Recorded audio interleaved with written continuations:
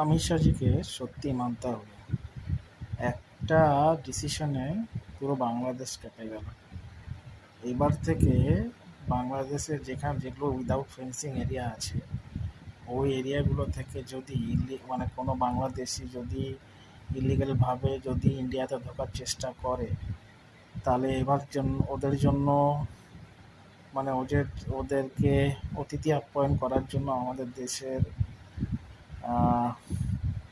কুমির আর বিষধর সাপরা ওয়েট করছে।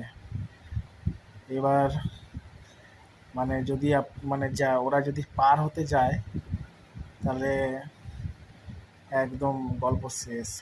তো সেই জন্যই অমিত শাহজিকে চাণক্য বলা হয়।